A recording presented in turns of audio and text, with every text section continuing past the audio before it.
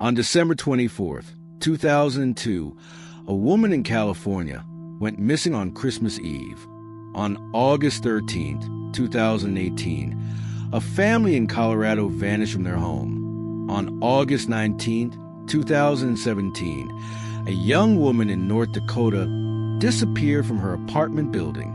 These 3 dates, separated by years and geography, marked the beginning of investigations that would expose some of the most disturbing crimes in recent memory. All of these cases are real. All of them are documented in police records, court transcripts, and forensic reports. And all of them share one terrible commonality. Each victim was pregnant at the time of their death. This episode runs approximately 2 hours. It is designed for listening, not watching. What you are about to hear is an investigation into how 5 separate murders were solved, how police connected evidence, how mistakes were made and corrected, and how justice was eventually delivered. This is not entertainment. These are real people, real families, and real tragedies. The cases covered tonight span different countries, different decades, and different circumstances, but they share investigative patterns.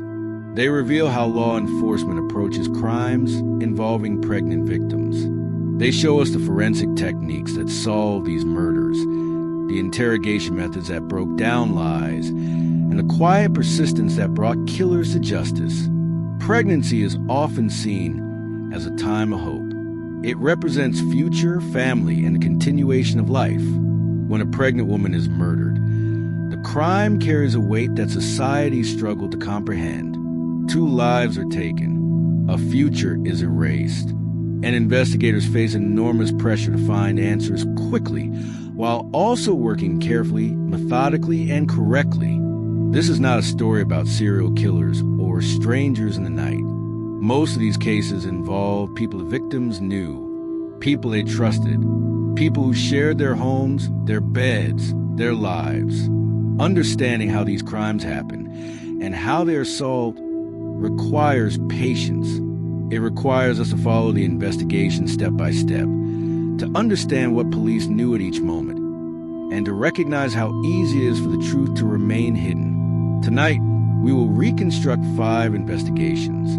We will not rush through them. We will not summarize outcomes at the beginning. Instead, we will move through each case the way investigators did, carefully looking at evidence, considering possibilities, following leads that go nowhere, and eventually finding the thread that unravels everything. Before we begin, it is important to establish context.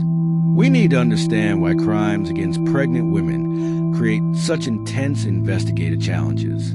We need to examine the social dynamics that surround pregnancy, the vulnerabilities that emerge, and the reasons these cases demand such careful attention. Context and investigation. Understanding the landscape. Pregnancy changes relationships. It changes dynamics within families. It creates stress, financial pressure, and emotional complexity. For many couples, pregnancy brings joy. For others, it exposes fractures that were already present but remain hidden beneath the surface of daily life. Investigators who work homicide cases know that most murders are committed by someone close to the victim. Strangers rarely kill. When a woman is murdered, police immediately look at partners, ex-partners, and people within the victim's immediate circle. This is not prejudice. This is pattern recognition based on decades of criminal data. When a pregnant woman is murdered, this pattern intensifies. According to research conducted by multiple law enforcement agencies and medical examiners across the United States, homicide is one of the leading causes of death for pregnant women. This fact is not widely known by the general public, but it is well documented in criminal justice literature. Why does this happen? The reasons are complex and disturbing. Pregnancy can trigger violent responses in partners who do not want a child, who feel trapped by impending parenthood, or who see the pregnancy as an obstacle to other relationships. Pregnancy makes women physically vulnerable. In later months, running or defending oneself becomes difficult. Pregnancy also creates a window of opportunity for people who want children but cannot have them, leading to crimes where the goal is not murder but abduction of an unborn child. Investigators approaching these cases face several challenges. First, pregnant women who go missing generate immediate media attention and public pressure. This can help an investigation by bringing forward witnesses, but it can also create noise, false leads, and demands for quick arrests. Second, these cases often involve family members, which means investigators must navigate complex emotional dynamics while pursuing the truth. Third, the physical evidence in these crimes can be difficult to interpret, especially if the body is not immediately recovered. Forensic science has evolved significantly over the past 2 decades. DNA analysis, cell phone tracking, digital footprints, and surveillance technology have all transformed how murder investigations proceed.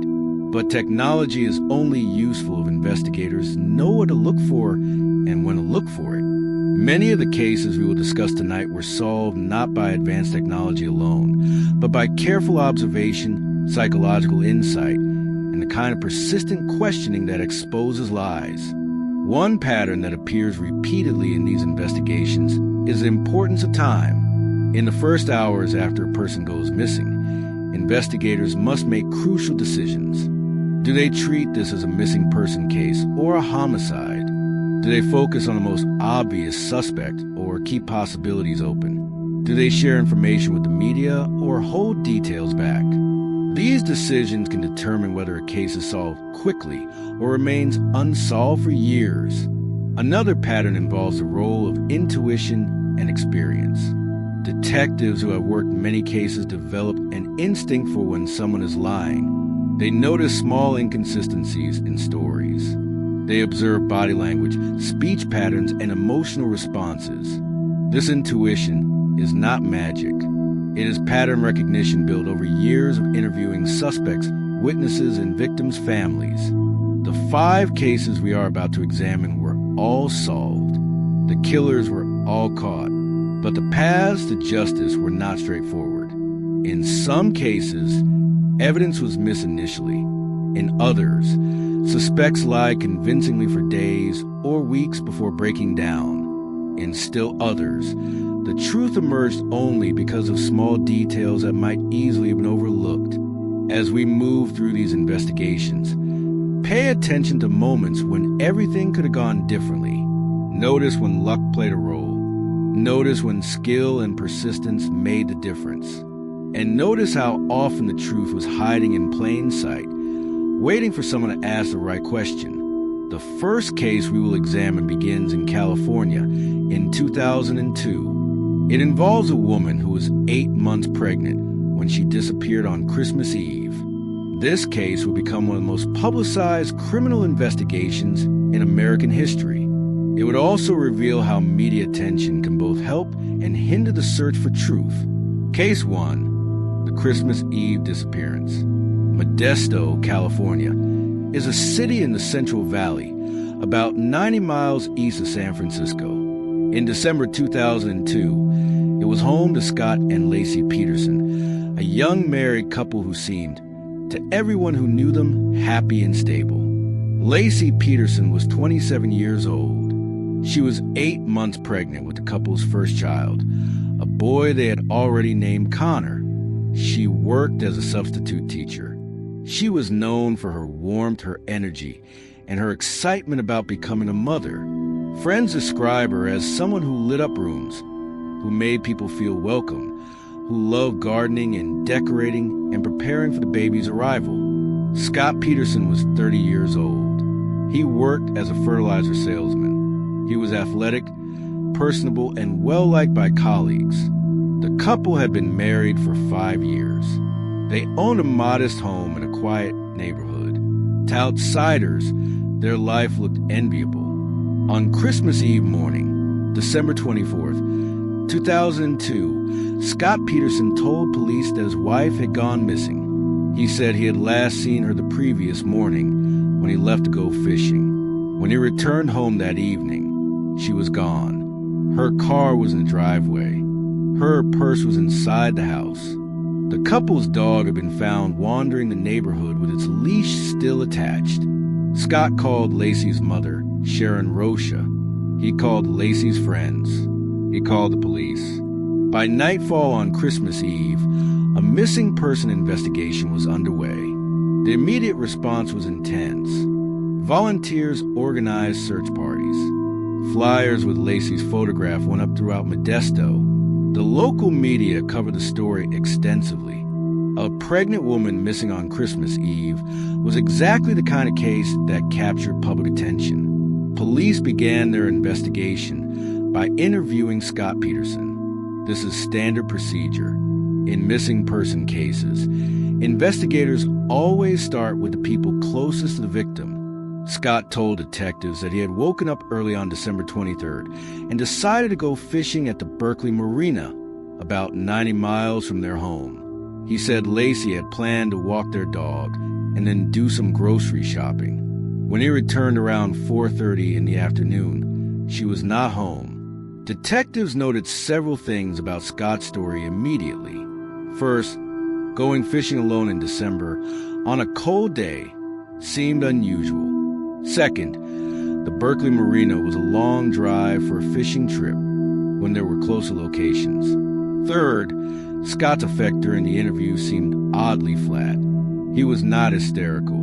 He was not breaking down. He answered questions calmly and provided details methodically. But these observations, while noteworthy, were not evidence. People respond to stress differently. Some people become emotional. Others become very controlled. Scott's calmness could mean guilt, or it could mean shock, or it could simply be his personality. Police asked Scott if they could search his house. He agreed immediately. Investigators found no signs of struggle, no blood, nothing that indicated violence had occurred in the home. They took Scott's computers, his phones, and other items for analysis. They also asked about his recent activities, his relationship with Lacey, and whether they had been experiencing any problems. Scott told police that their marriage was solid. He said they were both excited about the baby. He said he could not imagine who would want to hurt Lacey or where she might have gone. While detectives were interviewing Scott, other officers were canvassing the neighborhood.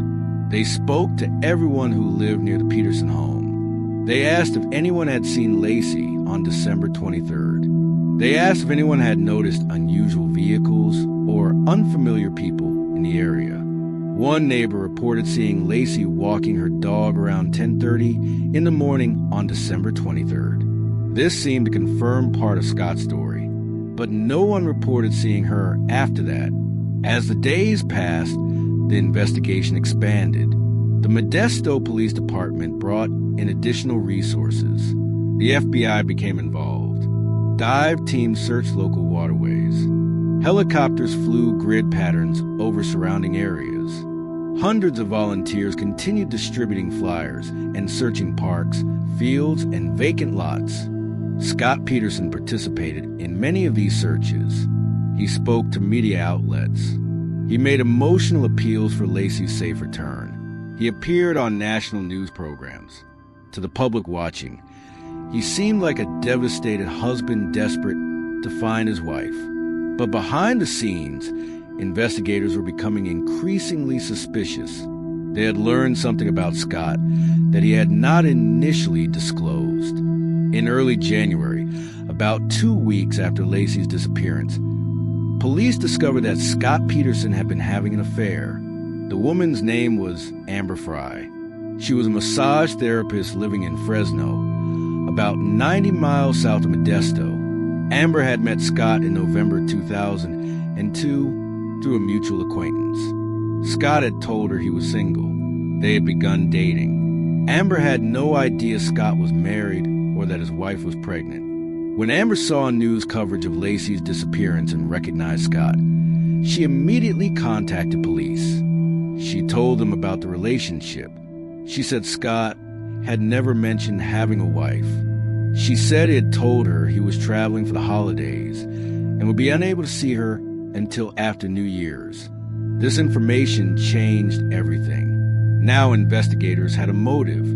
Scott Peterson had been living a double life. He had a pregnant wife at home and a girlfriend who believed he was available. The pregnancy complicated the situation enormously. A baby would make leaving Lacey difficult. A baby would create financial obligations. A baby would make sustaining the lie impossible. Police asked Amber if she would be willing to record her phone conversations with Scott. She agreed. Over the following weeks, Amber wore a wire during multiple calls with Scott. In these conversations, Scott continued to lie.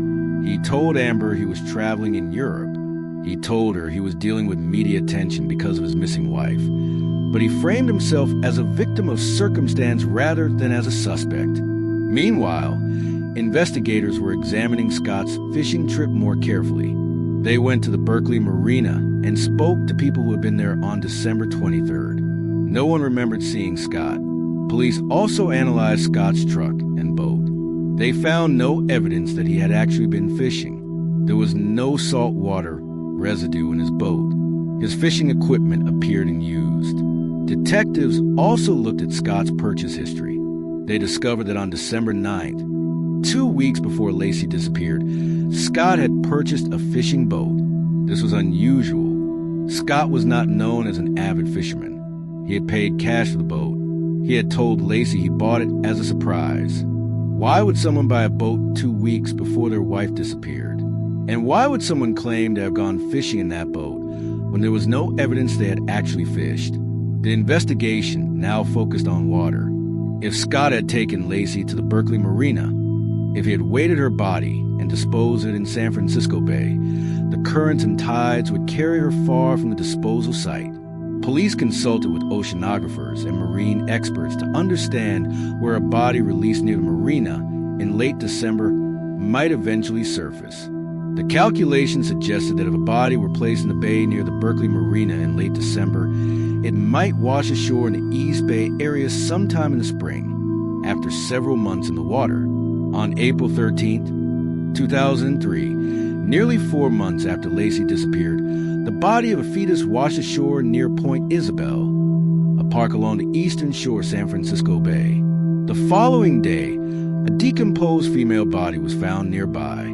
DNA testing confirmed that the fetus was Connor Peterson. The female body was Lacey Peterson. The locations where they were found were consistent with the oceanographic models. If the bodies had entered the water near the Berkeley Marina in late December, this is exactly where they would be expected to surface in mid-April. Scott Peterson was arrested on April 18, 2003. At the time of his arrest, he was found with multiple cell phones, camping equipment, and a large amount of cash. His hair had been dyed blonde. His brother's driver's license was in his possession. The trial began in June of 2004. The prosecution's case was entirely circumstantial. There were no witnesses to Lacey's murder. There was no physical evidence directly linking Scott to the crime. There was no murder weapon. There was no clear proof of exactly when or how Lacey had died.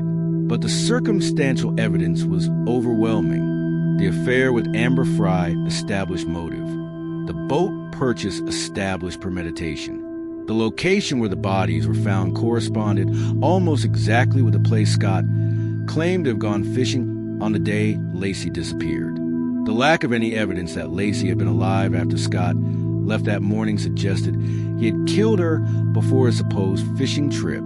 The defense argued that Lacey had been kidnapped by someone else, murdered, and then dumped in the bay to frame Scott. They suggested that the coincidence of the bodies being found near where Scott claimed to fish was actually evidence of his innocence, not his guilt. They argued that the prosecution had no direct evidence and was asking the jury to convict based on suspicion and circumstantial connections. The jury deliberated for 7 days. On November 12, 2004, they found Scott Peterson guilty of first-degree murder for killing Lacey and second-degree murder for killing Connor. In March of 2005, he was sentenced to death. For many people, this verdict brought closure. Scott Peterson's guilt seemed obvious. The evidence, while circumstantial, painted a clear picture. A man having an affair, faced with the imminent birth of a child he did not want, had killed his pregnant wife and disposed of her body in the same waters where he claimed to have been innocently fishing. But some questions remain unanswered. Exactly when did Lacey die? How did Scott kill her? Did he act alone? Was the crime planned in detail, or was it impulsive? The prosecution's theory was that Scott killed Lacey in their home on the night of December 23rd or the early morning of December 24th. He then transported her body in his truck, loaded it onto his boat, and drove to the Berkeley Marina. There, he weighted her body, took the boat out into the bay, and disposed of her. He then returned home and began creating the appearance of a search. This theory makes sense, but it has gaps. No one saw Scott loading anything suspicious into his truck. No one at the marina remembered seeing him that day. The autopsy could not determine exactly how Lacey died because her body had been in the water for so many months. There were no injuries visible on the remains. Some people argue that Scott Peterson did not receive a fair trial. They point to the intense media coverage, the emotional nature of the case, and the fact that the evidence was entirely circumstantial. They note that many other men have had affairs and not murdered their wives. They question whether the coincidence of the bodies being found near the marina is enough to convict someone of murder. Others argue that the evidence speaks for itself. The affair, the boat, the lies, the location of the bodies, Scott's behavior after Lacey's disappearance, his appearance at the time of arrest, all of these pieces fit together too neatly to be coincidence. In 2020, Scott Peterson's death sentence was overturned due to issues with jury selection. He was resentenced to life in prison without possibility of parole. His conviction, however, was upheld. Legal appeals continue. But as of now, Scott Peterson remains in prison for the murders of Lacey and Connor Peterson. What can investigators learn from this case? Several lessons emerge. First, early suspicion matters. The detectives working this case focused on Scott Peterson immediately, not because they were biased, but because statistics and experience told them that husbands are often responsible when pregnant wives disappear. Second, patience is essential. The case was not solved quickly. It took months for the bodies to surface. During that time, investigators had to maintain focus and continue gathering evidence even when they had no physical proof of murder. Third, understanding human behavior is as important as understanding physical evidence. The detectives recognized that Scott's calmness was unusual. They noticed inconsistencies in his story. They understood that the affair created enormous pressure. This case also demonstrates how media attention can complicate investigations. Scott Peterson appeared on television repeatedly. He spoke to reporters. He seemed cooperative, but this public presence may have been calculated. By appearing as a grieving husband, Scott was creating an alternative narrative. He was trying to control how the public perceived him. One of the most chilling aspects of this case is how close Scott came to succeeding. If the bodies had never been found, the case might remain unsolved. Without physical evidence, proving murder would have been nearly impossible. The currents of San Francisco Bay could easily have carried the bodies out to sea, where they would never be recovered. In that scenario, Scott Peterson might have remained free, but the ocean did not keep its secrets. The tides brought Lacey and Connor back to shore, and when that happened, the investigation that had been building for months finally had the evidence it needed. Case 2, the disappearance in Colorado. On August 13, 2018, in Frederick, Colorado, a woman named Shannon watched return home from a business trip. She arrived early in the morning, around 2 a.m. Her friend dropped her off at her house. Security footage from a neighbor's camera captured her entering through the front door. Several hours later, Shannon, her 2 young daughters Bella and Celeste, and her unborn son would be reported missing. Shannon Watts was 34 years old. She was 15 weeks pregnant with the couple's third child, a boy they planned to name Nico. She worked for a company that sold health supplements and cosmetics. She was active on social media, regularly posting about her family, her work, and her life. To the outside world, the Watts family looked happy, successful, and loving. Christopher Watts, known as Chris, was 33 years old. He worked in the oil fields outside Denver. He was quiet, soft-spoken, and described by neighbors as polite and helpful. The couple had been married for nearly 8 years. They lived in a new development, a neighborhood of similar houses with manicured lawns and young families. On the morning of August 13th, Shanann's friend became concerned when Shanann did not respond to text messages and did not show up for a scheduled appointment. The friend went to the Watts home and found no one there. All of Shanann's belongings were inside. Her car was in the garage. The children's medication was on the counter, but Shanann, Bella, and Celeste were gone. The friend called the police. Officers arrived quickly and began investigating. They spoke to Chris Watts, who had been at work. Chris told police that he had left the house early that morning for his job, an oil field site. He said Shanann had been home when he left. He said he did not know where she or the children were. The police response was immediate.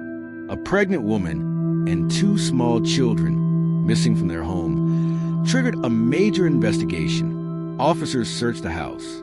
They found no signs of struggle. They checked security cameras in the neighborhood. They began interviewing neighbors and friends. One of the investigating officers was a trained criminal investigator with years of experience. When he spoke to Chris Watts, he noticed something. Chris was calm. He answered questions directly, but his effect seemed wrong. His body language did not match someone whose entire family had just disappeared. Police asked Chris if he and Shanann had been having marital problems. Chris said no. He said everything was fine. He said he had no idea where Shanann might have gone or why she would take the children and leave. But within hours, investigators learned that Chris was lying. They discovered that Chris had been having an affair with a co-worker. The woman's name was Nikki Kessinger. The relationship had been going on for several weeks. Shanann had recently discovered evidence of the affair and had confronted Chris about it. This changed the investigation immediately. Now police had a potential motive. Chris Watts had a pregnant wife, 2 young children, and a girlfriend who believed he was leaving his marriage. The pressure on Chris must have been immense. Police conducted a polygraph examination on Chris. He failed. Polygraphs are not always accurate, but combined with the affair and his unusual behavior, the failed test increased police suspicion significantly. On the evening of August 13th, police interviewed Chris again. This time, the interview took place at the Frederick Police Department. The interrogation was recorded. The footage would later become crucial evidence. During this interview, detectives used several techniques to encourage Chris to tell the truth. They spoke to him calmly. They told him they understood he was under stress. They suggested that whatever had happened might have been an accident. They offered him a way to explain events without admitting to premeditated murder. Chris maintained his story. He said Shanann had left with the children. He said he did not know where they were. He said he wanted to help find them, but his body language told a different story. He sat very still. He rarely made eye contact.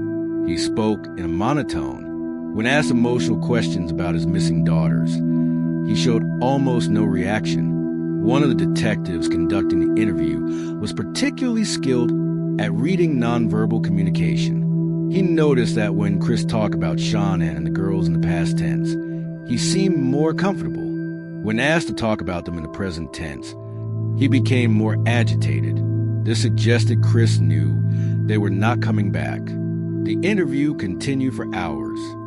Finally, in the early morning of August 14th, Chris changed his story.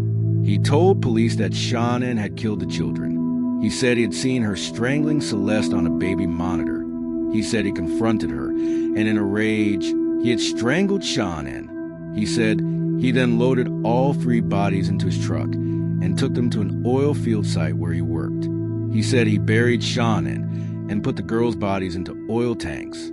This confession was shocking, but investigators immediately recognized that parts of it were likely false. Chris was trying to minimize his culpability. By claiming Shanann had killed the children first, he was attempting to portray himself as someone who had snapped in response to an unimaginable horror rather than as someone who had planned and executed a triple murder. The following morning, police went to the oil field site Chris had described. They found Shanann's body buried in a shallow grave. They found Bella and Celeste's bodies inside oil tanks, exactly where Chris had said they would be. The recovery of the bodies was devastating for the investigators involved. The two girls had been placed in tanks filled with crude oil. The conditions made the recovery extremely difficult. Officers who worked that scene would later describe it as the worst experience of their careers. Autopsy results eventually revealed the truth. All three had been smothered, not strangled. Shanann had been killed first, then Bella and Celeste. The timeline Chris had provided was false. His claim that Shanann had killed the children was a lie. Further investigation revealed that Chris had been planning this for some time. He had researched how to hide bodies. He had been in frequent contact with Nikki Kessinger in the days before the murders. He had told Nikki he was separated from his wife and that the separation was going smoothly. Cell phone data showed that Chris had been texting with Nikki while he was disposing of the bodies. Google searches on his phone included queries about how long it takes for a body to decompose and whether buried bodies could be found. On November 6, 2018, Chris Watts pleaded guilty to all charges. 3 counts of first-degree murder for Shanann, Bella, and Celeste, 2 counts of murdering a child, 1 count of unlawful termination of a pregnancy for the death of Nico, and 3 counts of tampering with deceased bodies. He was sentenced to life in prison, without possibility of parole. In exchange for the guilty plea, prosecutors took the death penalty off the table. Shanann's family supported this decision. They did not want years of trials and appeals. They wanted resolution. After his conviction, Chris gave several interviews from prison. In these interviews, he provided more details about the murders.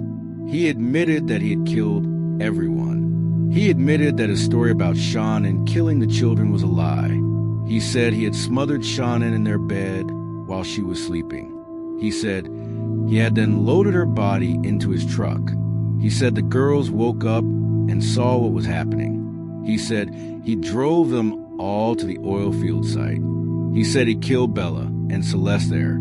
The psychological aspects of this case disturbed investigators and psychologists who studied it. Chris Watts did not have a history of violence.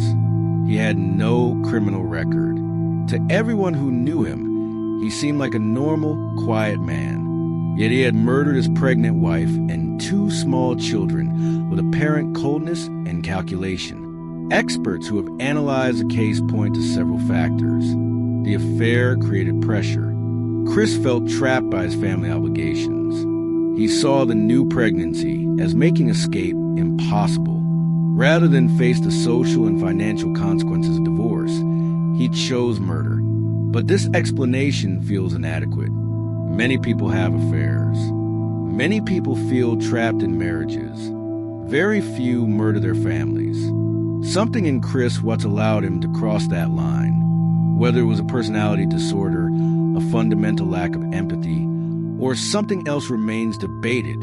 One detail that emerged during the investigation was particularly chilling. On the morning of August 13th, after Chris had loaded Shanann's body into his truck, Bella asked him, "What's wrong with Mommy?" Chris told her that Mommy was sick.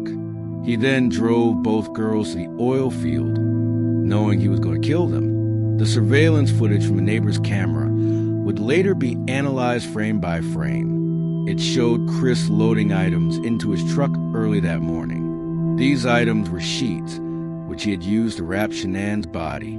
The footage showed him making multiple trips. At one point, the shadows suggested he was carrying something heavy. This case demonstrates the importance of early suspicion and rapid response. Police in Frederick did not waste time. When they learned about the affair, they immediately understood the potential danger. When Chris failed the polygraph, they pressed harder. When his body language did not match his words, they recognized deception. The interrogation technique used on Chris was particularly effective. Rather than confronting him aggressively, detectives created an environment where confession seemed like the only option. They offered explanations that would make admission easier. They suggested scenarios where the murders could have been accidents or crimes of passion. This gave Chris a psychological opening to start telling the truth, even if the truth he initially told was still partially a lie. The case also shows the power of technology in modern investigations. Security cameras captured crucial footage. Cell phone data placed Chris at specific locations at specific times. His Google searches revealed his state of mind. None of this evidence existed 20 years ago. Without it, this case might have been much harder to solve. Shanann's social media presence played a complex role. She had documented her life extensively. She had posted videos of family meals, trips, and everyday moments. After her death, this documentation became evidence of the family's dynamics. It showed Chris interacting with his daughters. It captured moments that, in retrospect, seemed to reveal tension beneath the surface. The unborn baby, Nico, is often forgotten in discussions of this case. Shanann was excited about this pregnancy. She had posted announcements on social media. She had told friends she felt this child would complete their family. Chris knew about the pregnancy. He knew he would soon have 3 children, and this knowledge appears to have been part of what pushed him toward murder. The oil tanks where Chris placed his daughter's bodies were a particularly horrific detail. These tanks were 8 feet in diameter with 8-inch openings at the top. Chris had to squeeze the girls' bodies through these openings. This required physical effort and deliberate action. It was not something done in a moment of passion or panic. It was methodical disposal. Investigators who worked this case have spoken about the lasting impact it had on them. Several officers required counseling after recovering the children's bodies. The scene at the oil field was traumatic not just because of what they found, but because of what it represented. A father had done this to his own children. The community of Frederick was deeply shaken. This was a quiet suburb where violent crime was rare. Neighbors who had waved to Chris Watts, who had chatted with him about lawn care and weekend plans, struggled to reconcile the man they knew with the man who had committed these murders.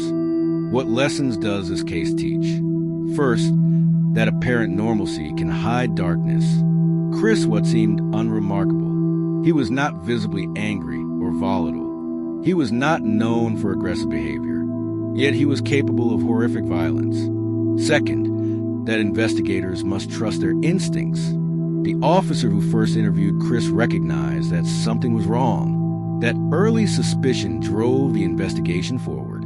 Third, that confession does not always equal truth. Chris's first confession was designed to minimize his guilt. Only continued investigation revealed the full extent of what he had done. The case also raises questions about technology and privacy. Should police have access to security cameras, cell phone data, and internet searches without warrants? In this case, much of the crucial evidence came from digital sources. Chris's phone revealed his searches and his location. His girlfriend's phone revealed the nature of their relationship. The neighbor's security system captured the moment Chris loaded his truck. These tools solved the case, but they also represent a level of surveillance that previous generations did not experience. The balance between effective investigation and personal privacy remains a subject of ongoing debate.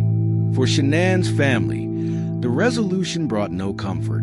They had lost a daughter, 2 granddaughters, and an unborn grandson. No verdict could change that. They have since become advocates for domestic violence awareness. They have spoken about the warning signs they wish they had recognized. They have emphasized that Chris's calm demeanor and apparent normalcy were exactly what made him dangerous. Case 3, the apartment building in Fargo. Fargo, North Dakota, is not a city where people expect major crimes. It is a small city, fewer than 130,000 people, known for cold winters and quiet neighborhoods. In August of 2017, an event occurred there that would shock the community and reveal one of the most disturbing motives imaginable. Savannah LaFontaine Graywind was 22 years old. She was 8 months pregnant. She lived with her parents in an apartment building in North Fargo. She worked at a local business and was preparing for the birth of her first child. Friends describe her as kind, responsible, and excited about becoming a mother. On August 19, 2017, Savannah's family reported her missing. She had last been seen the previous afternoon when she told her mother she was going upstairs to help a neighbor with a sewing project. She never returned. The neighbor was Brooke Cruz. Brooke lived in the apartment directly above Savannah's family. She was 28 years old. She lived with her boyfriend, William Hone, who was 32. The couple had lived in the building for about a year. They were quiet and kept mostly to themselves. When police arrived to investigate Savannah's disappearance, they immediately focused on the last place she had been seen. They knocked on Brooke Cruz's door. Brooke answered. She told police that Savannah had come to her apartment, but had left after a short time. She said she did not know where Savannah had gone after that. Police asked if they could search the apartment. Brooke and William consented. Officers looked through the rooms but found nothing obviously suspicious. They thanked the couple and continued investigating. Over the next several days, police searched the area around the apartment building. They interviewed everyone in the building. They checked security cameras at nearby businesses. They distributed flyers with Savannah's photograph. They contacted hospitals in case she had gone into labor and sought help elsewhere. Savannah's family was frantic. Her mother knew something terrible had happened. Savannah would not have left voluntarily. She would not have disappeared without explanation, especially this close to her due date. On August 24th, 5 days after Savannah disappeared, something strange happened. A woman contacted authorities saying she had information about a newborn baby.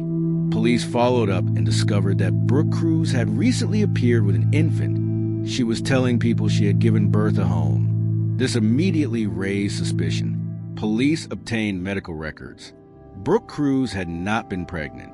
She had not given birth. So where had this baby come from? Police returned to the apartment building. This time, they obtained a search warrant. They entered Brooke's apartment and found the infant. They also found evidence that made them suspect the worst. There were signs of recent cleanup. There were cleaning supplies and materials that suggested someone had tried to remove biological matter from the apartment. There were inconsistencies in Brooke's story about the baby's birth.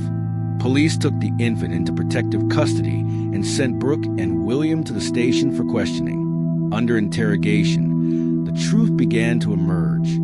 Brooke Cruz had been pretending to be pregnant for months. She had told her boyfriend, her family, and friends that she was expecting a baby.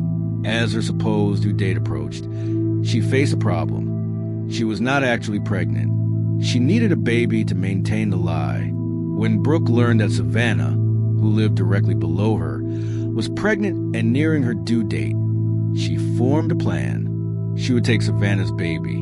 On August 19th, Brooke invited Savannah to her apartment under the pretense of needing help with a sewing project. Once Savannah was inside, Brooke attacked her. The details of the attack were disturbing. Brooke used a knife. She cut Savannah's abdomen and removed the continue. 9 p.m. Baby. Savannah was still alive when this happened. After Brooke extracted the baby, she needed to dispose of Savannah's body. William Hone, Brooke's boyfriend, helped. According to later testimony, William knew what Brooke had done. He helped wrap Savannah's body. They placed her in plastic and stored her in the apartment temporarily. The baby, a girl, survived. Medical examination showed she had been delivered prematurely, but was otherwise healthy. DNA testing confirmed she was Savannah's daughter. While police were interrogating Brooke and William, other officers were searching for Savannah's body. Based on statements made during the interrogation, they focused on the Red River, which runs through Fargo. On August 27th, 8 days after Savannah disappeared, kayakers found her body in the river. It was wrapped in plastic and had been weighted down. Autopsy results confirmed that Savannah had been alive when Brooke removed the baby. She had died from her injuries. This was not a case where Savannah had been killed first and the baby then removed. This was a case where the baby was taken from a living victim. Brooke Cruz and William Hone were both arrested and charged with murder. Brooke was charged with conspiracy to commit murder, conspiracy to commit kidnapping, and providing false information to law enforcement. William was charged with conspiracy to commit murder, conspiracy to commit kidnapping, and lying to police. The prosecution's case was overwhelming. There was physical evidence in the apartment. There was DNA evidence linking the baby to Savannah. There were inconsistencies in both defendants' statements. There was digital evidence showing Brooke had been researching childbirth and infant care despite not being pregnant. In February of 2018, William Hone went to trial first. His defense argued that he had not participated in the attack on Savannah. They claimed he only helped dispose of the body after the fact because he was trying to protect Brooke.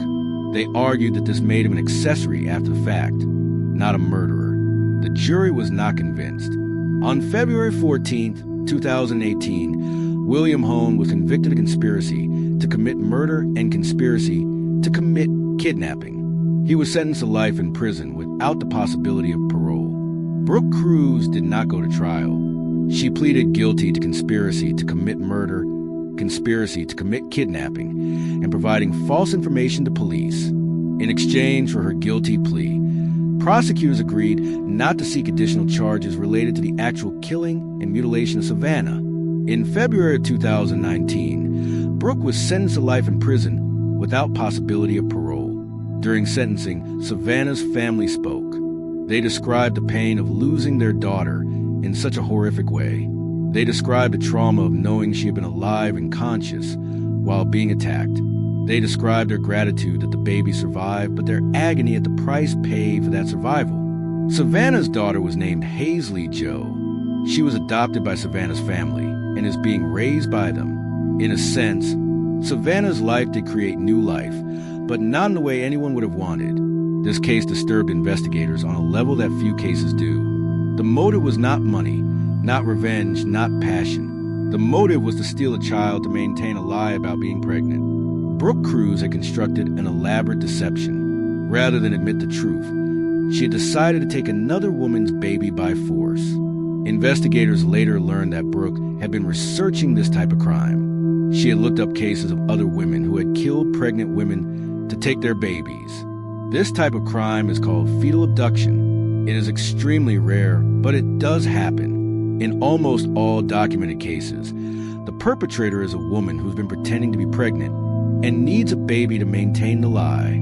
The psychology behind fetal abduction is complex. These crimes require significant planning. The perpetrator must identify a victim, gain her trust, lure her to a location, and then commit the attack. Unlike crimes of passion or opportunity, fetal abduction involves cold calculation. Experts who have studied these cases note several common patterns. The perpetrator is usually someone who has recently experienced a pregnancy loss or who is unable to conceive. They begin pretending to be pregnant, often to maintain a relationship or to gain attention and sympathy. As the supposed due date approaches, the lie becomes impossible to sustain. Rather than admit the deception, they decide to obtain a baby by force. Brooke Cruz fit this pattern. She had miscarried a pregnancy previously. She had told William she was pregnant again. She had worn maternity clothes. She had posted on social media about her pregnancy. She had even attended prenatal classes. The lie had become her reality, and she could not face the consequences of admitting the truth. For investigators, this case posed several challenges. First, there was the initial delay in connecting Brooke's new baby to Savannah's disappearance. If the woman who reported the suspicious infant had not come forward, it might have taken longer to make that connection. Second, the disposal of Savannah's body in the river meant that crucial evidence was compromised by water exposure. Third, proving William's level of involvement was difficult because most of his actions occurred after Savannah was already dead. The case also highlighted the importance of physical evidence. Despite Brooke's attempt to clean her apartment, Forensic investigators found biological material that confirmed Savannah had been there and that trauma had occurred there. Luminol testing revealed blood that had been cleaned up. DNA testing connected that blood to Savannah.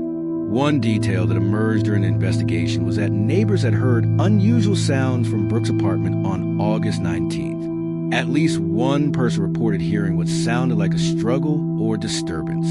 But the sounds were not sustained or loud enough to prompt anyone to call police. This is a reminder that in apartment buildings, where sounds carrying privacy is limited, people often hesitate to report disturbances unless they are certain something is wrong. If someone had called police when they heard those sounds, it is possible Savannah could have been saved, but this is speculation. And placing blame on neighbors who did not know what was happening is unfair. They heard sound that could have been many things. They did not know a murder was occurring above them. Savannah's case received national attention, but not to the same degree as some of the other cases discussed tonight. This may be because Savannah was a Native American woman. Studies have shown that missing and murdered indigenous women receive less media coverage than white women. This disparity in attention affects investigations because media coverage can generate tips and keep cases in the public eye. Savannah's family has since become advocates for awareness about missing and murdered indigenous women. They have spoken about the need for law enforcement to take these cases seriously and for media to cover them with the same intensity they give to other victims. The resolution of Savannah's case was relatively quick compared to many homicides. From the day she disappeared to the day arrests were made was only 8 days. This speed was due to good investigative work, but also to some degree of luck. If the woman who reported the suspicious infant had not come forward, if police had not immediately connected that report to Savannah's disappearance, the case might have taken much longer to solve. This case teaches several lessons. First, that the most obvious suspect is sometimes the correct suspect. When Savannah disappeared after going to a neighbor's apartment, that neighbor should have been the immediate focus, and she was. But initial searches did not reveal evidence. Second, that motive can be unexpected and bizarre. Investigators must be open to possibilities that seem unlikely. Third, that community tips are invaluable. The woman who reported the suspicious infant may have saved the investigation days or weeks of work. For Savannah's family, there is no closure, only grief. Her daughter will grow up without her mother.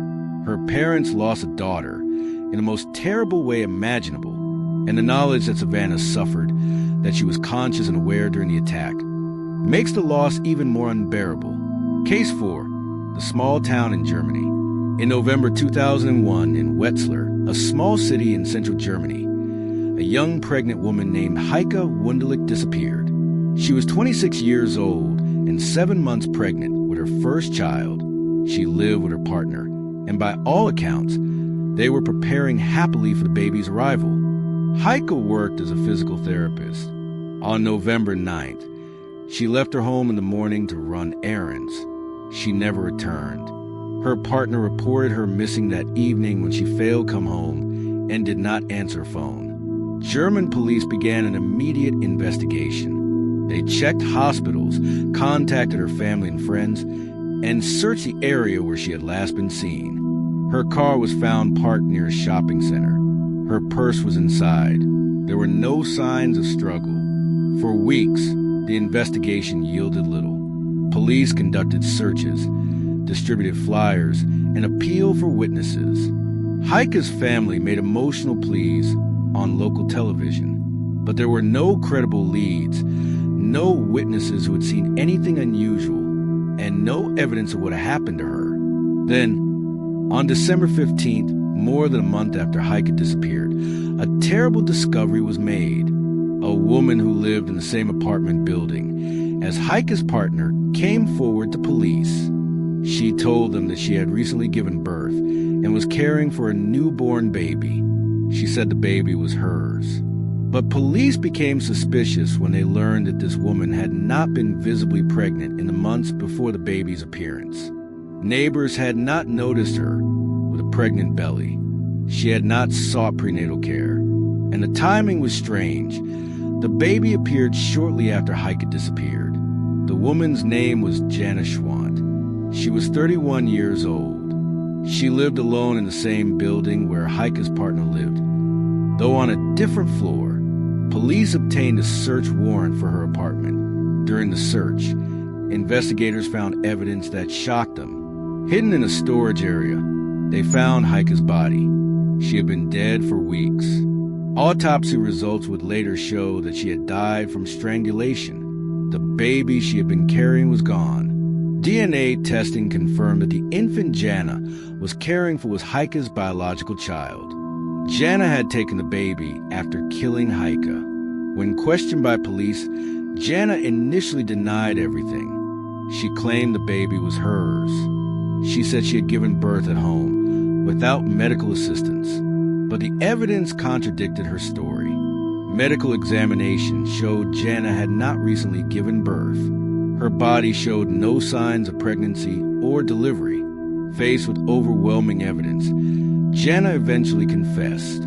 She told police that she had been experiencing psychological problems. She said she had desperately wanted a baby but was unable to conceive. She said she had become obsessed with Heike's pregnancy. According to Jana's confession, she had lured Heike to her apartment under a false pretense on November 9th. Once Heike was inside, Jana attacked her. She strangled Heike and then performed a crude cesarean section to remove the baby. The baby, a girl, survived. Jana cleaned her up, began caring for her, and told people she had given birth. The case horrified Germany. The idea that a woman could kill another woman to steal her baby was almost incomprehensible. German media covered the case extensively, and the public demanded answers about how such a thing could happen. Jana Schwandt was charged with murder. Her trial took place in 2002. The defense argued that Jana suffered from severe mental illness and should not be held fully responsible for her actions. Psychiatric experts testified that Jana had experienced a psychotic break and had not been in full control of her actions at the time of the murder. The prosecution argued that Jana's actions showed premeditation and planning. She had lured Heike to her apartment. She had prepared materials to deliver the baby. She had disposed of the body carefully. These were not the actions of someone in a psychotic state. These were the actions of someone who knew what she was doing and made deliberate choices. The court ultimately sided with the prosecution. Jana was found guilty of murder. In Germany, the legal system does not have life sentences without possibility of parole in the same way some other countries do. But the court sentenced Jana to 15 years in prison, which was considered a severe sentence under German law for such cases at the time. Heike's baby was returned to her father. He raised her with the support of Heike's family. The knowledge that his daughter survived was both a comfort and a source of immense grief. The child would grow up without her mother, and the circumstances of her birth were traumatic beyond measure. Investigators who worked this case noted several factors that made it particularly difficult. First, Jana lived in the same building as Heike's partner. This meant she had been able to observe Heike's pregnancy over months. She knew when Heike was due. She knew her routines. Second, the fact that Heike's car was found away from the apartment building initially led police to focus their search elsewhere. They assumed Heike had been abducted from the parking lot, not from inside her own building. Third, Jana's initial cooperation with police, combined with a lack of obvious evidence connecting her to Heike's disappearance, meant she was not immediately suspected. The case also raised questions about mental health and criminal responsibility. Jana clearly had serious psychological problems. She was experiencing delusions about pregnancy and motherhood, but she was also capable of planning, executing, and concealing a murder. The line between mental illness and criminal accountability is complex and varies between legal systems. In Germany, as in many European countries, the emphasis in criminal justice is more on rehabilitation than punishment compared to some other countries. This meant that Jana's sentence, while severe, was not as long as it might have been elsewhere. Some people felt this was appropriate given her mental state.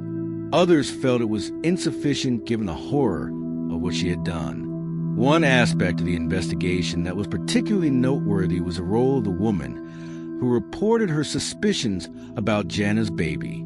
This woman had lived in the building and had not noticed Jana being pregnant. She thought it was strange that a baby had suddenly appeared. Rather than dismiss her concerns, she reported them to police. This tip broke the case open. This demonstrated a principle that appears repeatedly in criminal investigations. Ordinary people noticing something unusual and reporting it could be the difference between a case being solved and remaining unsolved. The challenge is encouraging people to report suspicions without creating an environment of paranoia where everyone is suspected of everything. Heike's case also illustrates how difficult it can be to solve crimes when the perpetrator is someone unexpected. Jana was not known to police. She had no criminal record. She had no history of violence. She was a quiet neighbor who people barely noticed. The idea that she could commit such a horrific act did not occur to anyone until physical evidence forced that conclusion. For German investigators, this case became a reference point for future training. It showed the importance of considering all possibilities, even unlikely ones. It showed the value of community tips. And it showed how crucial forensic evidence is when other leads have gone cold. The baby, whose name has been protected for privacy reasons, is now an adult. She knows the circumstances of her birth. She knows what her biological mother endured. How she has processed this information is not publicly known, but one can only imagine the psychological complexity of her situation. Jana Schwant was released from prison after serving her sentence. Her current whereabouts are not publicly disclosed. German privacy laws protect convicted criminals from ongoing public scrutiny after they have served their sentences. This is different from some other countries where convicted murderers remain publicly identifiable for life. The question of whether Jana was truly rehabilitated, whether she remains a danger, and whether 15 years was adequate punishment for such a crime remains debated. Supporters of the German approach argue that long sentences focused on punishment do not necessarily make society safer, and that rehabilitation should be the goal. Critics argue that some crimes are so severe that lengthy incarceration is necessary both for justice and public safety. This case teaches several lessons for investigators.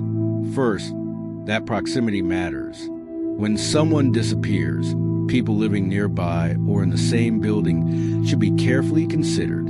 Second, that unusual circumstances, such as a baby suddenly appearing, should always be investigated. Third, that mental illness does not excuse murder, even if it helps explain it. The case also serves as a reminder that fetal abduction, while extremely rare, does occur. It follows patterns.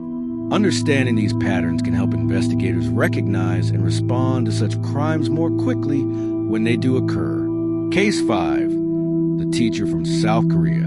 In 2010, in Busan, South Korea's second largest city, a pregnant woman named Kim Mi-suk disappeared. She was 31 years old, a middle school teacher, and 5 months pregnant with her second child. She lived with her husband and young son in an apartment in a residential neighborhood. On June 3rd, Kim left her apartment in the morning to meet a friend for coffee. She never arrived at the meeting place. Her friend called her multiple times, but Kim's phone went to voicemail. When Kim failed to return home that evening, her husband reported her missing. South Korean police began investigating immediately. They traced Kim's movements using security camera footage from her apartment building and the surrounding streets. The footage showed Kim leaving her building and walking toward a nearby bus stop. She appeared calm and normal. She got on a bus heading toward the city center. More footage from cameras along the bus route showed Kim getting off the bus at a stop near a shopping district. After that, she disappeared. No security cameras captured her after that point. It was as if she had simply vanished. Police interviewed Kim's family, friends, and colleagues. Everyone described her as responsible, happy, and excited about her pregnancy. There were no marital problems. There were no financial troubles. There was no reason anyone could think of for Kim to disappear voluntarily. Investigators focused on the area where Kim was last seen. They canvassed businesses, interviewed shopkeepers, and checked more security footage. Days passed with no leads. Kim's family held press conferences pleading for information. Posters with her photograph went up throughout the city. Then, 2 weeks after Kim disappeared, a tip came in. A woman called police saying she had seen something suspicious. She said that on June 3rd, around the time Kim had disappeared, she had seen a woman being helped into a car near the shopping district. The woman had seemed unsteady on her feet, and the person helping her had seemed nervous. Police asked the caller if she could identify the car or the person helping the woman. She could not remember the license plate, but she described the car and said the person helping the woman had been another woman, middle-aged, wearing casual clothing. This was not much to go on, but it was something. Police began looking for any security footage from parking lots and streets in that area. They found footage from a parking lot camera that showed a woman matching the description of someone helping another woman into a car around the time frame the witness had described. The video quality was poor, but investigators worked with it. They were able to determine the approximate make and model of the car. They then began checking vehicle registrations for that type of car in Busan and surrounding areas. This process took time. South Korea, despite being technologically advanced, did not have a fully centralized vehicle database at that time. Police had to work through regional records. They eventually narrowed their search to several hundred vehicles. While this vehicle search was ongoing, another development occurred. A woman named Lee Ji-eun was admitted to a hospital in a city about 50 kilometers from Busan. She claimed to have given birth at home. The hospital staff became suspicious because Lee showed no physical signs of having recently given birth. When questioned, her story about the delivery did not make medical sense. Hospital staff contacted police. Officers arrived and questioned Lee. She maintained that she had given birth at home. But when police searched her home, they found no evidence of a recent birth. There was no medical equipment, no bloody linens, no placenta, nothing that would indicate a woman had delivered a baby there. Police took the infant into custody and conducted DNA testing. While they waited for results, they learned that Lee Ji-eun had been telling people she was pregnant for several months. But neighbors and acquaintances said they had never seen her with a pregnant belly. She had always worn loose clothing and had avoided social gatherings where her lack of pregnancy might have been obvious. The DNA results came back. The infant was not biologically Lee's child. When confronted with this evidence, Lee's story changed. She said a friend had given her the baby. She said the friend could not care for the child and had asked Lee to raise it. She refused to identify this friend. Police did not believe her. They pressed harder. Finally, Lee admitted that the baby was not from a friend. She said she had taken the baby from a pregnant woman. When asked where this woman was, Lee said she did not know. Based on the timeline and Lee's location, police began to suspect the baby might be Kim Mi-suk's child. They compared DNA from the baby with DNA from Kim's husband and son. The results confirmed it. The infant was Kim's daughter. Police arrested Lee immediately. They searched her home thoroughly. In a storage room, they found Kim's body. She had been dead for weeks. Autopsy results showed she had died from blunt force trauma to the head. The baby had been removed from her body post-mortem, which meant Kim had been killed before the baby was taken. Under interrogation, Lee confessed. She told police that she had been pretending to be pregnant because her husband desperately wanted a child and she was unable to conceive. She had worn maternity clothes and avoided situations where her fake pregnancy would be questioned.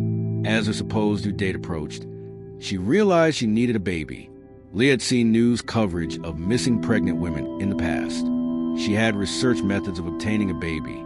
She had decided to find a pregnant woman, kill her, and take her baby. On June 3rd, Lee had gone to Busan specifically looking for a pregnant woman. She had walked around the shopping district until she saw Kim. She had approached Kim and struck up a conversation. She had told Kim she felt faint and asked if Kim could help her to her car. Kim, being kind and concerned, had agreed. Once Kim was near Lee's car, Lee had attacked her. She had struck Kim on the head with a heavy object, probably a hammer or a similar tool. Kim had lost consciousness. Lee had put Kim in her car and driven to a secluded location. There, she confirmed Kim was dead and had performed a crude cesarean section to remove the baby. The baby, despite the traumatic delivery, had survived. Lee had taken her home, cleaned her up, and began caring for her. She told her husband she had given birth while he was at work. He had been overjoyed and had not questioned the circumstances. Lee June was charged with murder, kidnapping, and concealing a body. Her trial began in late 2010. The prosecution presented overwhelming evidence. There was DNA evidence, video footage, witness testimony, and Lee's own confession. The defense argued that Lee was mentally ill and had not fully understood the implications of her actions. Psychiatric experts testified that Lee suffered from a condition related to pseudo-pregnancy, where a woman convinces herself she is pregnant even though she is not. In rare cases, this condition can lead to violent behavior aimed at obtaining a baby. The court acknowledged Lee's mental health issues, but determined that she had planned and executed the crime with enough awareness to be held criminally responsible. In South Korean law, as in many legal systems, mental illness can be a mitigating factor, but does not automatically excuse criminal behavior. Lee was convicted of murder and sentenced to life in prison. In South Korea, life sentences typically mean 20 years to life depending on behavior and parole decisions.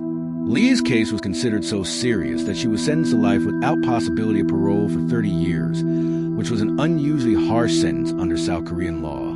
Kim's baby was returned to her father. He and his son had lost wife and mother, but they gained a daughter and sister. The circumstances of her arrival were horrific, but she was innocent and deserved love and family. This case demonstrated several investigative principles. First, the importance of public tips. The witness who reported seeing a woman being helped into a car provided the crucial lead that eventually broke the case. Second, the value of medical professional vigilance. Hospital staff who became suspicious about Lee's claim of home birth made the call that brought police into the situation. Third, the power of DNA testing in confirming identity and relationships. The case also highlighted challenges specific to South Korea's investigative infrastructure at that time.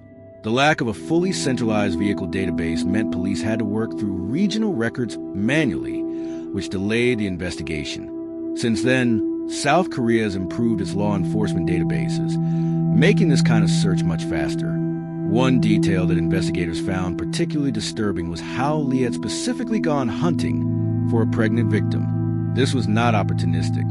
This was not a crime where Lee knew Kim beforehand. Lee had deliberately traveled to another city to find a pregnant woman to kill. This level of premeditation made the crime especially chilling. Psychologists who studied the case noted that Lee's pseudo-pregnancy and her obsession with obtaining a baby had developed over months. Her husband had apparently accepted her pregnancy without question and without accompanying her to any medical appointments. In South Korean culture at that time, some men were less involved in pregnancy details than is common in other cultures, which may have made it easier for Lee to maintain the deception. After Lee's arrest, her husband expressed shock and horror. He claimed he had no idea Lee was not actually pregnant. He said she had been wearing maternity clothes, had complained of pregnancy symptoms, and had told him she was receiving prenatal care. Whether he was genuinely deceived or whether he chose not to ask questions that might reveal uncomfortable truths remains unclear. For investigators, this case became a reference point for understanding crimes involving fake pregnancies. While extremely rare, such crimes follow patterns. The perpetrator claims pregnancy. The supposed due date approaches. Panic sets in and violence becomes an option. Recognizing these patterns early can potentially prevent such crimes, though this is difficult in practice because most women who fake pregnancy do not become violent. Kim's family struggled with grief and anger. They had lost a daughter, a wife, a mother in the most senseless way. Kim had done nothing wrong. She had simply been kind to a stranger who seemed to need help. That kindness had cost her everything. The case also raised questions about how such crimes can be prevented. Should there be more awareness about the dangers of helping strangers? Should women, especially pregnant women, be more cautious? These are difficult questions because promoting caution can slide into promoting fear, and societies cannot function if everyone treats every stranger as a potential threat. South Korean media covered the case extensively, but coverage was generally more restrained than it might have been in some Western countries. There was less focus on graphic details and more focus on the investigation and the legal proceedings. Cultural norms around discussing violence and death influenced how the story was told. For Kim's husband and children, life continues without her. The daughter she was carrying when she died will grow up knowing her mother's story.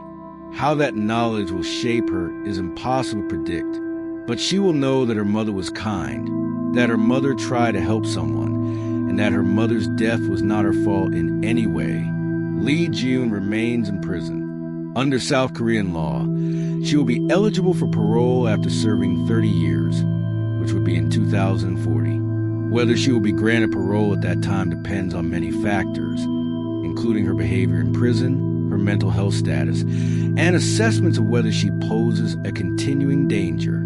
This case, like the others discussed tonight, teaches us that pregnancy can make women vulnerable to crimes that most people never consider possible. It teaches us that kindness can be exploited by people with terrible intentions. And it teaches us that careful investigation, persistent police work, and attention to small details can bring even carefully concealed crimes to light. We have now examined 5 cases spanning 3 continents and nearly 2 decades. Each case is unique in its details, but patterns emerge when we look at them together. These patterns tell us something about how these crimes happen, how they are investigated, and how justice is eventually achieved. First, the pattern of proximity.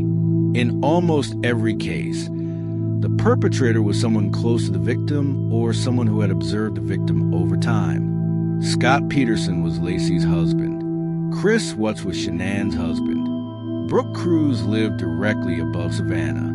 Jana Schwant lived in the same building as Heike's partner. Only Lee Ji-yoon was a complete stranger, but even she had specifically sought out a pregnant victim. This proximity is not coincidental. Crimes against pregnant women are rarely committed by strangers in the way that stranger abductions or random violence might occur. These are crimes that emerge from relationships, obsessions, and situations where the pregnancy itself creates pressure or opportunity.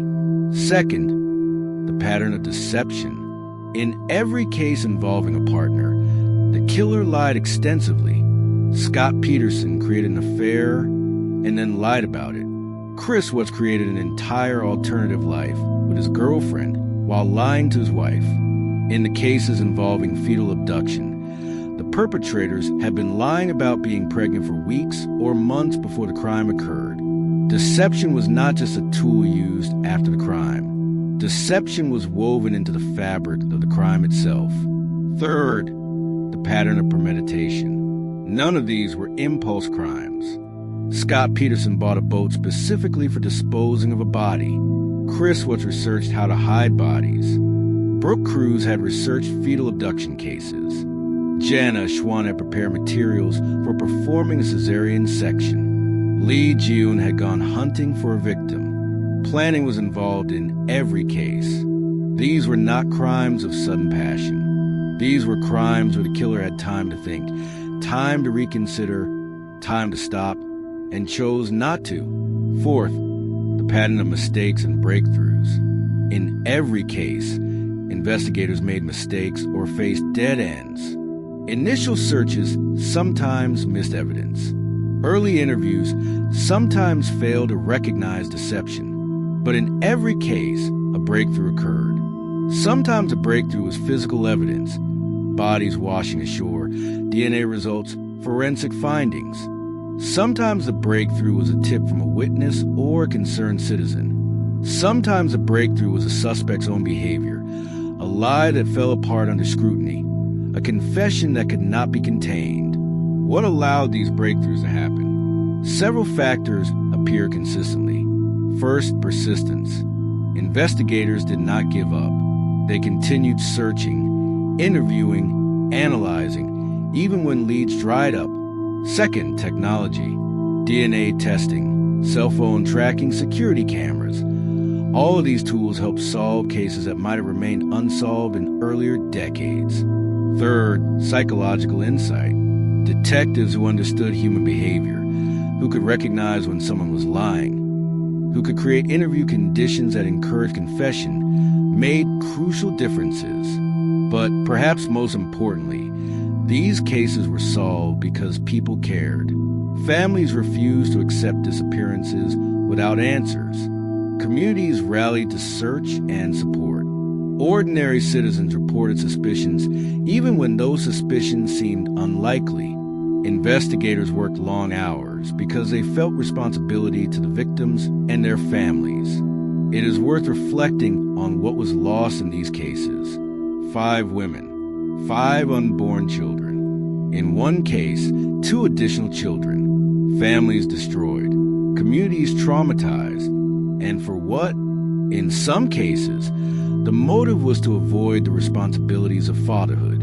In others, the motive was to obtain a baby through the most horrific means imaginable. None of these motives justify the crimes. None of these motives make sense to people capable of empathy and moral reasoning. The killers in these cases were not monsters in appearance.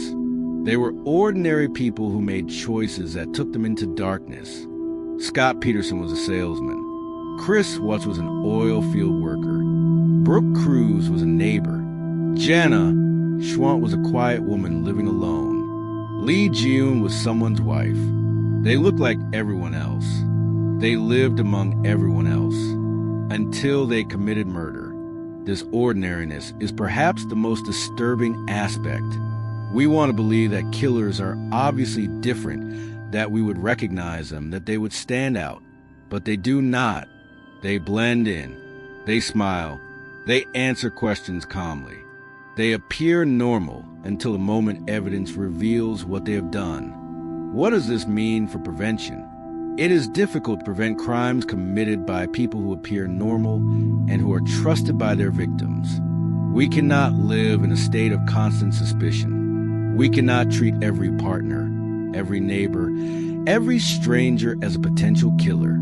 Society cannot function that way, but we can pay attention to warning signs, unusual behavior, sudden changes in relationships, inconsistencies in stories. We can teach people, especially young people, to recognize signs of abusive or controlling relationships before those relationships escalate to violence. We can create systems where people feel safe reporting concerns without fear of being dismissed or ridiculed. We can also improve investigative tools and training. The cases discussed tonight were solved partly because of good police work, but also partly because of luck. Bodies washing ashore at predictable locations, witnesses coming forward, hospital staff being vigilant. In alternate versions of these cases, those lucky breaks might not have occurred. What then? Better training and recognizing deception might help. Better coordination between jurisdictions might help. Better public awareness about rare crimes like fetal abduction might help. Faster DNA testing might help. More security cameras might help, though this raises privacy concerns that must be balanced against security benefits. One thing that consistently helps is taking missing person reports seriously from the start. In each of these cases, families reported their loved ones missing quickly. Police responded quickly. This rapid response matters. The first hours after someone goes missing are crucial. Evidence can be found that would be lost later. Witnesses have clearer memories. Suspects have less time to create alibis or dispose of evidence. There's also the question of media coverage. Lacey Peterson's case received enormous national attention. Sean Ann Watts' case also became a national story. But Savannah LaFontaine Graywin's case received less coverage. Kim Mi-suk's case was barely covered outside South Korea. Heike Wunderlich's case received regional coverage in Germany, but little international attention. Why the disparity? Factors like race, nationality, and media market size all play roles. But this disparity matters because media coverage can generate tips and keep pressure on investigators. Cases that receive attention are more likely to be solved quickly. Cases that are ignored are more likely to go cold. Savannah's family has spoken about this issue. They have pointed out that missing Indigenous women receive less attention than white women. This is documented in multiple studies. It is a problem that affects investigation outcomes. When cases are not covered, witnesses who might have information do not realize their information is needed. When cases are not covered, police may face less pressure to allocate resources. The solution is not to reduce coverage of some cases, but to increase coverage of all cases. Every victim deserves attention. Every family deserves to have their loved one's case taken seriously. But making this happen requires changes in how media outlets make decisions about coverage. As we come to the end of this investigation, it is important to acknowledge the pain that remains. For Lacey's family, for Shanann's family, for Savannah's family, for Heike's family, for Kim's family, the verdict and sentences do not bring their loved ones back. Justice was served in the legal sense. The killers were caught, convicted, and imprisoned. But true justice would mean the murders never happened. True justice would mean these women were still alive, raising their children, living their lives. The babies who survived in some of these cases will grow up with complicated stories.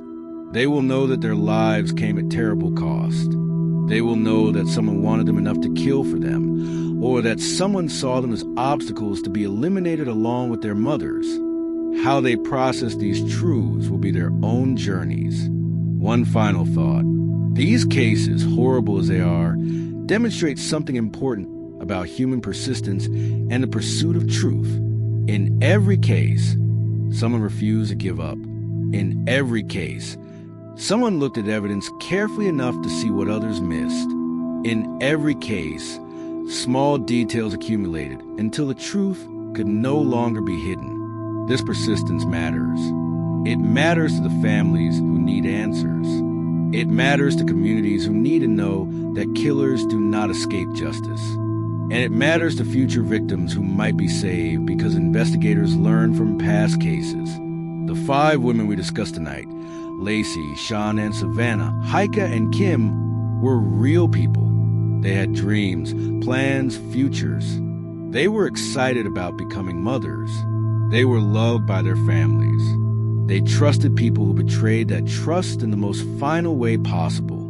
We remember them not as victims defined solely by how they died, but as people who lived, who loved, who mattered. We remember them by understanding how their cases were solved so that future investigators can learn from these investigations. We remember them by acknowledging the grief their families still carry.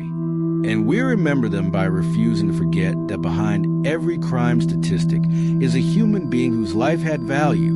The investigations continue. In prisons across 3 continents, 5 killers serve their sentences.